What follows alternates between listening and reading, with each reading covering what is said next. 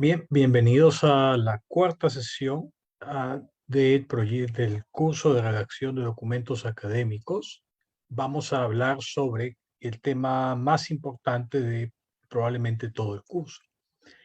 Eh, Vamos a tratar de explicar en qué consiste lo que llamamos un artículo académico o más precisamente científico de investigación. La razón por la que esto es tan importante es pues que la gran mayoría digamos, de revistas que tienen, digamos, un formato para la presentación de artículos de investigación, siguen el formato que vamos a describir ahora. No es que siempre haya existido digamos, las revistas científicas, pero se ha ido imponiendo sobre todo en los últimos 70 años aproximadamente. Y bueno, es importante saber de qué se trata incluso para aquellas personas que no pertenezcan a los ámbitos donde más se usa, porque a menudo es la mejor manera de organizar el contenido de una investigación, de la presentación de una investigación, aun cuando pueda uno en alguna medida desviarse para poder hacer publicaciones como una tesis, que a veces no tienen exactamente el mismo formato, aunque se recomienda seguirlo en la mayoría de casos. Y bueno, dentro de nuestra escritura expositiva, nos ubicamos dentro de la escritura académica, pero hoy nos vamos a centrar sobre todo en la escritura académica científica y más precisamente en la presentación de resultados de una investigación normalmente hecha, digamos, a través de un procedimiento que tiene una metodología. Texto académico es la presentación escrita de ideas que concierten a uno o más ámbitos académicos.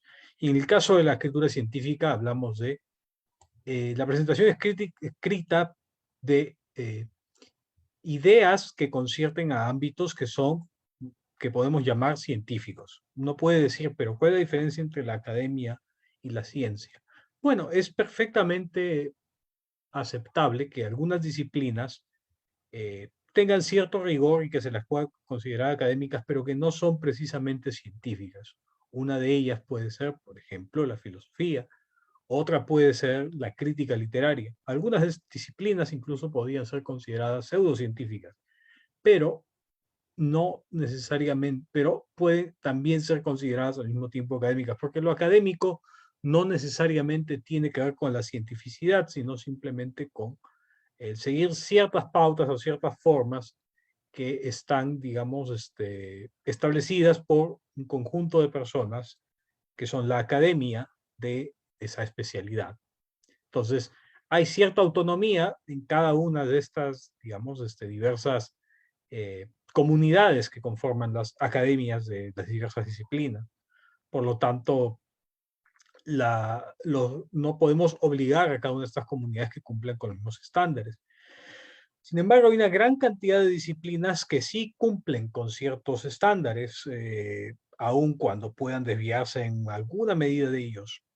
Pero uno de estos estándares que está muy presente va en una buena cantidad de disciplinas, sobre todo las que consideramos más serias y más científicas, aunque no todas ellas, pero vamos a ver las excepciones brevemente en un momento, es este formato de presentación, que es el formato que tenemos para la presentación de un artículo de investigación que se basa en, digamos, recoger datos, no necesariamente del campo o empíricos o del laboratorio, sino datos, analizarlos y extraer conclusiones de estos datos para el conocimiento. Esa es la forma en la que se trabaja en muchas disciplinas y muchas disciplinas científicas trabajan con un formato especial para presentar este tipo de documentos. Y la razón es la siguiente, que hubo un momento más o menos hacia mediados de los años de la década de los 50, si no me equivoco, en que empezó a haber un gran auge de publicaciones y las revistas científicas de todas partes del mundo empezaron a recibir una cantidad de artículos que era mucho más grande de la que normalmente tenían, que fue lo que hicieron los editores que se estaban volviendo locos con esa situación. Pues dijeron, tenemos que buscar una forma de hacer, uno, más fácil la revisión, dos, tener artículos más breves, porque no tenemos la manera de imprimir tantos artículos largos y que pueden ser buenos o no, pero que son muy largos. Y a partir de, y hacer, por supuesto, el trabajo más fácil para los revisores y los lectores en general, porque podría ser un problema para muchas revistas, pues publicar un montón de artículos que finalmente no iban a ser la gran mayoría citados o leídos por el público al que estaba dirigido. Entonces, al fin y al cabo, los artículos científicos de los que vamos a hablar ahora, incluso los que presentan resultados y que discuten la implicancia de esos resultados para el conocimiento, no son textos descriptivos, son textos argumentativos. Serían textos descriptivos si solamente presentaran los resultados, los enumeraran y ya, no dijeran nada al respecto. Sería un tipo de artículo poco interesante o poco útil per se, porque para empezar, ¿por qué estaríamos presentando específicamente estos datos que estamos presentando? Pues la única respuesta es que supuestamente nos van a ayudar a responder una pregunta, a resolver algún problema. Y eso, esa resolución del problema, esa, digamos, esa respuesta a la pregunta, se tiene que argumentar. O sea, tenemos que tener un argumento a partir del cual estos datos efectivamente nos digan, en conjunción quizá con otros datos de otros artículos previamente publicados, pero que al fin y al cabo los datos que estamos presentando tienen una importancia para el conocimiento de nuestra disciplina, para responder la pregunta que hemos formulado en la introducción. Entonces es un texto argumentativo y como tal tiene la estructura de los textos argumentativos. Tiene una introducción, tiene un cuerpo que contiene el argumento y tiene una conclusión. Sin embargo, si bien es cierto esta estructura está en los trabajos académicos que vamos a ver, en los trabajos científicos, en los artículos de investigación, pues los artículos de investigación son un caso especial de esta estructura. Tienen esta estructura, pero podemos detallar aún más esta estructura para poder hablar de dichos artículos. Ya vimos cómo se estructura un texto argumentativo. Tienen una introducción, donde, digamos, se presenta básicamente el problema y la estructura de la exposición. Tiene un cuerpo donde planteamos nuestros argumentos y tiene una conclusión que, digamos, trata de establecer qué cosa se puede derivar de todo este argumento, ¿no? Y cómo este argumento, al fin y al cabo, nos da digamos, una razones para sostener nuestras conclusiones, ¿no? Ahora, antes de continuar, debo dar una lectura que yo recomiendo bastante, que va a inspirar buena parte del contenido de esta exposición, de este módulo que estamos haciendo hoy, el número 7, que se llama, bueno, traduciendo al castellano, Cómo escribir y publicar un artículo científico, de los autores Barbara Gatzel y Robert Day. Este libro está, hasta donde yo sé, en su 8ª edición, que es la última que yo he leído, del año 2016. No sé si va a haber pronto una 9ª edición, quizás sea necesario porque hay algunas cosas, algunas convenciones han cambiado bastante en la escritura y publicación científica, pero tal como está en su 8ª edición, el libro es bastante recomendable y lo considero sinceramente una lectura obligatoria para quienes estén interesados, para quienes quieran publicar un artículo científico. Obligatoria no porque, digamos, tenga que ser un requisito curricular o algo así, sino porque realmente les conviene bastante leerlo. Quienes no entiendan inglés, hay la buena noticia de que este texto ha sido traducido al castellano en alguna edición anterior. No sé si en esta, pero en alguna edición anterior ha sido traducido al castellano. Ahora, pasemos de lleno al formato IMRID. Ya vimos hace un momento, el texto argumentativo tiene una introducción, un cuerpo y una conclusión. El formato IMRID tiene una estructura muy parecida. Tiene una introducción,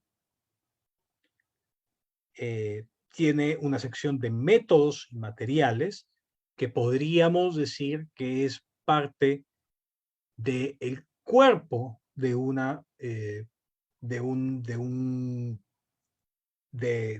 trabajo expositivo en su estructura más común.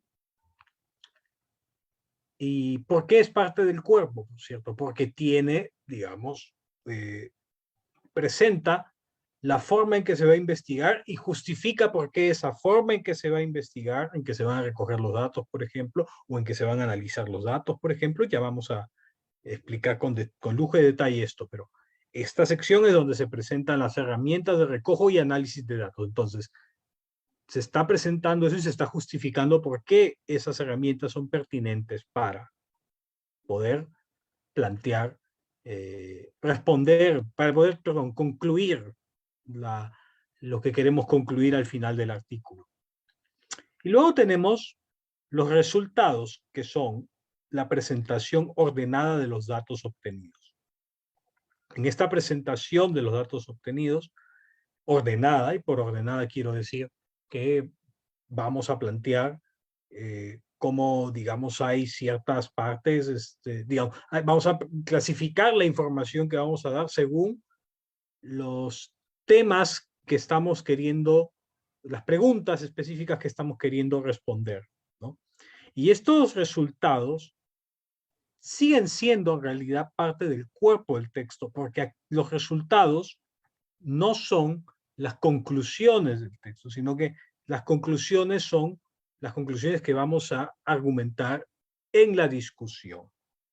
Y la discusión es, ¿qué cosa? Básicamente es una presentación argumentada de nuestras conclusiones. No es solamente eso, pero es principalmente eso. Entonces, las conclusiones es algo muy interesante porque es al mismo tiempo todavía parte del cuerpo del texto porque continuamos argumentando, pero también comprende las conclusiones. Entonces, en esta medida, tenemos una pequeña divergencia en cuanto a la estructura de las secciones, pero no necesariamente la estructura del argumento mismo.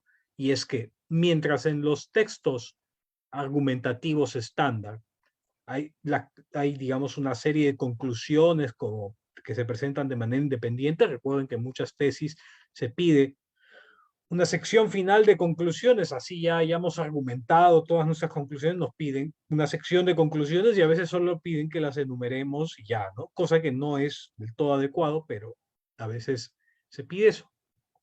Pues acá tenemos una sección donde más que no presentamos las conclusiones solas, sino que las presentamos argumentadas. No solamente eso, también vamos a ver que otras cosas se presentan además de las conclusiones. Entonces, repasando, el formato IMRID presenta primero una introducción, donde se plantea el problema, se plantean los antecedentes del problema. ¿Qué significa eso? Por ejemplo, ¿quién ha tratado este problema antes, sobre todo en artículos de investigación anteriores? ¿Qué respuestas se han dado? ¿Qué se sabe? ¿Qué cosa no se sabe? ¿Qué vacíos hay? Por lo tanto, ¿cómo mi problema puede, la pregunta que estoy haciendo en esta investigación puede ayudar a llenar un vacío o a corroborar mejor ciertas cosas? O quizá yo tengo la idea contraria de que de repente voy a presentar evidencia contraria a algo que está normal, que se piensa que está bien, digamos, que se piensa que es un conocimiento bien fundamentado en nuestra disciplina, ¿no? Entonces, eso también lo tengo que presentar y, por supuesto, brevemente la estructura del texto, aunque eso está implícitamente presentado en el abstract. Pero igual, está bien repetir brevemente dicha presentación. Ahora, sucede que el formato IMRID es muy adecuado para las publicaciones de la mayoría de disciplinas científicas, pero a menudo dentro de algunas disciplinas, en particular suele darse esto en las ciencias sociales, no todas ellas, sino en algunas y no en todas las investigaciones, que necesitamos una sección independiente para los antecedentes y a veces incluso para algo que algunos llaman marco teórico. Vamos a ver con un poco de detalle qué cosas son ambas cosas. Pero básicamente, y ojo, el orden en que pueden ir antecedentes y marco teórico puede cambiar según lo que pueda ser el criterio de las personas. Y de hecho no necesariamente hay una jerarquía lógica que podamos establecer entre ambas secciones. Vamos a verlo dentro de un momento, pero el asunto es este, que hay unos trabajos de investigación donde se recogen y analizan datos, pero que requieren una mayor aclaración de conceptos y una mayor discusión de estudios previos. Y como esto haría la introducción demasiado larga, entonces es preferible tener esto en un capítulo aparte o en 2 capítulos aparte, según el caso. En el marco teórico se supone que tendríamos que explicar con cierto detalle los conceptos y teorías que vamos a utilizar. Ojo, bueno, vamos a especificarlo, lo que vamos a utilizar, no lo que nos parezca bonito como un marco filosófico general de la investigación. No, eso no. Lo que nos va a servir directamente para la investigación. Y los antecedentes incluyen una especie de discusión de intentos previos por responder la pregunta que estamos planteando. ¿Cuál es la diferencia entonces entre ambas secciones? Porque puede ser que uno diga, claro, conceptos y teorías previas que se han utilizado y por qué no las vamos a usar. Bueno, la diferencia es la siguiente, ¿no? Que mientras en el marco teórico estamos planteando los conceptos básicos que van a valer absolutamente para toda la investigación, incluyendo para la discusión de antecedentes. O sea, si vamos a hablar, por ejemplo, del gen y digamos, la influencia de cierto fármaco, o perdón, de cierto gen en cierta conducta de cierto animal, entonces lo que vamos a hacer es especificar qué significa el gen tal, ¿no? ¿Qué cosa es lo que, cómo definimos ese gen? Eso sería parte del marco teórico, ¿no? Y en la discusión, digamos, de intentos previos, o sea, en los antecedentes, diríamos qué planteamientos hay sobre cómo ese gen que hemos definido influye en cierta conducta, ¿no?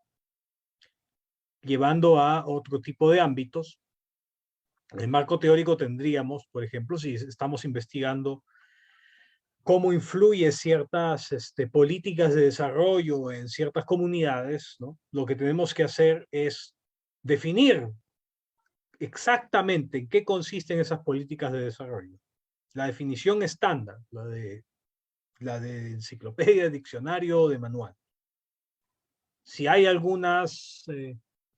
si hay alguna aclaración que hacer, si hay algunas discrepancias de contenido de la definición, hay que aclararlas ahí también, pero hay que definir bien un concepto que uno va a utilizar. Es finalmente el concepto que se va a utilizar en la investigación, por lo que, si bien es cierto, tiene que tener coherencia con lo que se ha hablado antes, pues también tiene que permitirse la autonomía del autor del artículo, o de los autores, para poder escribirlo en la manera en que mejor le convenga. Por último, si se considera inconveniente esa definición, pues ya los jurados dirán, o el asesor o algún colega. Por otro lado, si uno está planteando un concepto totalmente nuevo, y eso suele suceder en muchas disciplinas que no están muy bien consolidadas teórica y metodológicamente. En muchas áreas de investigación de la antropología y la sociología sucede esto. No hay conceptos claros, entonces uno tiene que reinventar los conceptos cada vez. No estoy defendiendo que esto sea así, pero es así, lamentablemente. Entonces, al respecto, ¿qué se puede hacer? Bueno, tratar de aclarar lo mejor posible en qué sentido utilizar uno de los conceptos.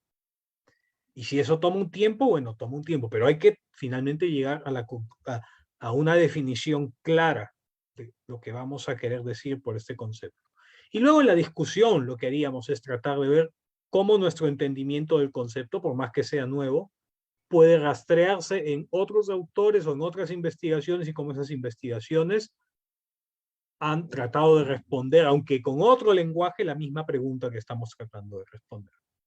Por ejemplo, yo puedo hablar cultura de prestigio, digamos, ¿no? Supongamos que es un concepto nuevo. Entonces, alguien podría decir que si bien ese concepto lo estoy acuñando recién, ya ha habido algunos que han hablado, por ejemplo, del prestigio como una categoría, digamos, social, ¿no? Y ya no de la cultura del prestigio, pero sí del prestigio como una, digamos, medida de importancia social, etcétera, ¿no? Entonces, puedo tratar de traducir en mi nuevo concepto cosas que se hayan dicho antes.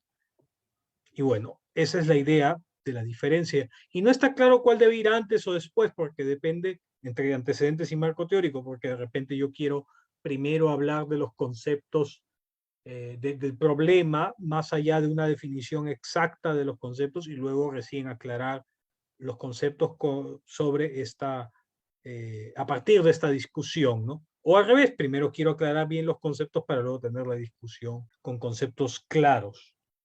Pero bueno, más o menos esa es la idea de esta parte de la versión extendida del formato IMRID, que en este caso le estoy llamando IT por teoría, A por antecedentes, MRID por métodos, resultados y discusión.